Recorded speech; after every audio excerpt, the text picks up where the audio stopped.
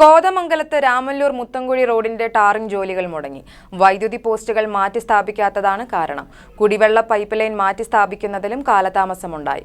റോഡിന്റെ നവീകരണ പ്രവർത്തനങ്ങൾ ഇഴയുന്നതിനെതിരെ പ്രതിഷേധം നിലനിൽക്കെയാണ് തുടങ്ങിവച്ച ടാറിംഗും നിലച്ചിരിക്കുന്നത്. രാമല്ലൂർ മുത്തൻകുഴി റോഡിന്റെ ടാറിംഗ് ജോലികൾ ഒരാഴ്ച മുമ്പ് ആരംഭിച്ചിരുന്നു. ഇതിനുശേഷമാണ് വൈദ്യുതി പോസ്റ്റുകൾ മാറ്റുന്നതിന്റെ പേരിൽ ടാറിംഗ് നിർത്തേണ്ടി വന്നിരിക്കുന്നത്. രാമല്ലൂർ ജംഗ്ഷന് സമീപത്തെ ഏതാനും പോസ്റ്റുകളാണ് ഇനി മാറ്റേണ്ടത്.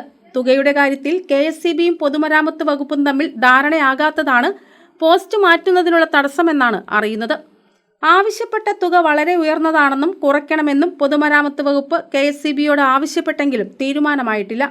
പണം ലഭിച്ച ശേഷം പോസ്റ്റുകൾ മാറ്റണമെന്നാണ് KSEBയുടെ നിലപാട്. കുടിവെള്ള പൈപ്പ് ലൈൻ മാറ്റി സ്ഥാപിക്കുന്നതിലെ കാലതാമസവും ടാറിംഗ് ജോലികളെ ബാധിച്ചിരുന്നു. റോഡിന്റെ ലെവലിംഗ് കഴിഞ്ഞ ശേഷം പൈപ്പ് ലൈൻ പണികൾ നടന്ന സ്ഥലങ്ങളിൽ കുഴികൾ രൂപപ്പെട്ടിട്ടുണ്ട്. റോഡിന്റെ നവീകരണ പ്രവർത്തനങ്ങൾ 1 വർഷത്തിലധികമായി നടന്നുവരികയാണ്.